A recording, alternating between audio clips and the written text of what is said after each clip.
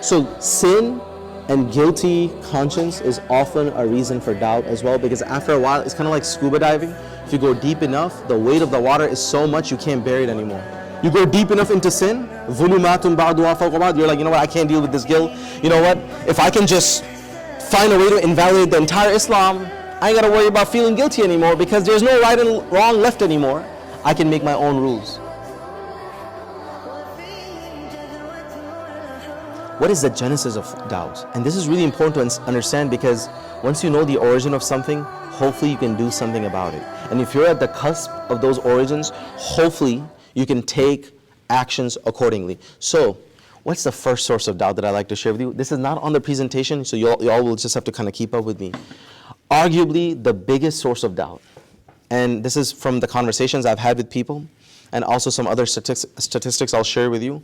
Arguably, the number one cause of doubt is personal trauma. Yeah. Personal trauma, some emotional issue. You know, you may think doubts are usually because of some intellectual issue. Someone watched a Richard Dawkins clip, or they came across a theory of evolution, and next thing you know, their world is shaking. It rarely occurs that way. Normally, people use intellectual issues to justify the emotional doubt that they already have. So I like to say intellectual issues are often a window dressing for our deeper personal trauma. Now, why do I say that personal trauma is the number one cause of doubts? Because the Yaqeen Institute study that I was talking about earlier, where 1 out of 4 Muslims, young Muslims, no longer identify with their faith, most of them have had a negative relationship with their parents. Most of them were spiritually traumatized by a religious figure. And this holds true over and over again. And a lot of atheists, this is known about them, that they've had a very terrible relationship with their parents. So they project, especially with their father, they project their negative relationship with the father to the divine. So all authority figures are tainted, unfortunately. Something you want to keep in mind. I was listening to a psychologist. He said, I read 1,000+ comments by atheists. One theme came up over and over again, and that is that they were betrayed and backstabbed by someone who was a godly person. A godly person doing ungodly thing that left a trauma and a distaste in their mouth that they did not recover from. And folks, this tells you the responsibility you and I have. You get into a business deal and they know you're a Muslim, and next thing you know, you skip town after taking that loan. What kind of, you not only you turn them off from your own personality and ethnicity, but you left a taste of doubt in their heart and mind. So that's something that we as Muslims have to be careful of. The new atheism movement that you may have heard of, with Sam Harris and Richard Dawkins and Daniel Dennett, do you know when new atheism movement was born? It was born after 9/11. The perceived trauma at the hands of religious people triggered that entire movement. And another offshoot of doubts happening because of personal trauma is that oftentimes people are going through some suffering in life, and they feel that they do not deserve that suffering.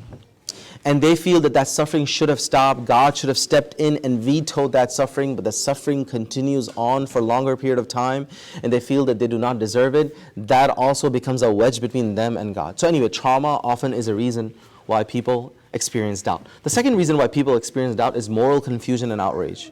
And by this I mean that oftentimes in the conversations I've had with Muslims who no longer identified with their faith, a lot of time is because of some moral issue they came across in Islam.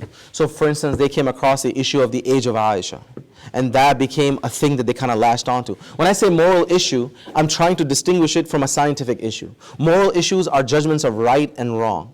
They feel like this is not fair, or it's unfair, or it's oppressive, and so on and so forth. So because something does not line up with their moral sensibilities, that becomes often a source of their issue. As ladies, you'll come across certain rulings in Islam that may not line up with you because of the prevailing worldview that we live in. Right now, if you've been following the trajectory of our culture, radical feminism is reigning supreme. And one of the things you want to know about radical feminism, that it's almost married to postmodernism. And the idea behind postmodernism is that the best way to view the world is in terms of the oppressed and the oppressor. And that is a power dynamic you want to evaluate everything through. So if you look at human history, you're going to see a conflict everywhere. The bourgeoisie versus the working class. Of course, and nowadays, Marxism has kind of gone out of favor, but postmodernism has taken its place. Once again, the same worldview. Look at world in terms of who's being oppressed versus who's the oppressor. It's what I call the oppression Olympics. That's the view through which they view reality. And anytime they come across a ruling in Islam, so for instance, they'll come across a ruling that a man is allowed to marry 4 wives. Immediately they read in oppression. How's that fair? Ladies are being cheated out. Oppression is the default narrative that is often read in. Right now, because the cultural winds are changing, oftentimes people come across a homosexuality ruling in Quran or in Islam, and once again, this becomes a moral issue for them right now. So morality is often one of the reasons why people doubt. The third reason that people doubt, or third reason that becomes a source of people's doubt, is of course the intellectual issues, where they'll come across the evolutionary theory or the free will paradox, and they can't seem to kind of reconcile that. But I find that to be a rare issue. Generally, it's personal trauma, and it's some sort of a moral issue. Finally, the last thing, the last source of doubt that a lot of people don't realize, which I think you and I are most prone to, and that is what we call sin and spiritual guilt. And this is something to really think about. Sin and spiritual guilt. This is one pathway of doubt that Quran actually outlines in Surah Hadid, where Allah says, قَالُوا بَلَا وَلَكِنَّكُمْ فَتَنْتُمْ أَنفُسَكُمْ. Starting journey of your doubt began with Allah telling us that you fatantum anfusakum, you put yourself in the vicinity of fitna. You were hanging out with the wrong crowd. You were with people who sinned left and right, and morality was not a big deal to them at all. God is not a thing. Revelation is not a thing. You constantly surrounded yourself with that type of an environment, thinking you can put the brakes whenever you like. And now that sin became your lifestyle, and you fell into minor and major sins, guilt started to kick in. What you were supposed to do is make a U-turn and do tawbah. But what did you do instead? Allah says, وَتَرَبَّصْتُمْ. You procrastinated. You're like, you know what? I'm just 15 years old right now. I'm a teenager. Let me live. You know, you only live once. You're like, you know what?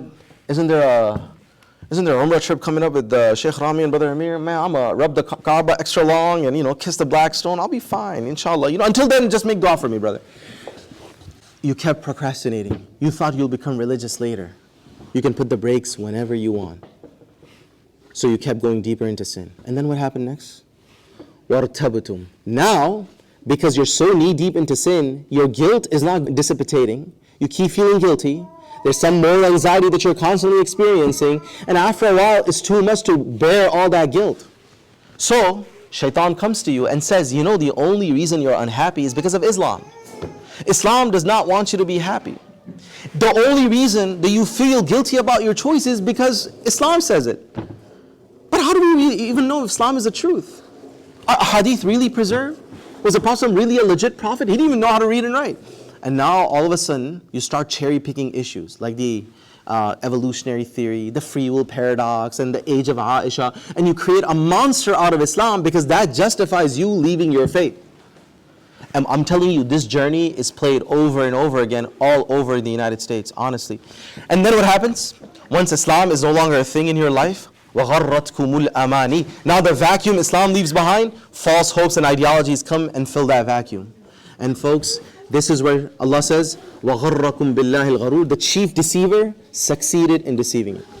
So sin and guilty conscience is often a reason for doubt as well, because after a while, it's kind of like scuba diving. If you go deep enough, the weight of the water is so much you can't bear it anymore.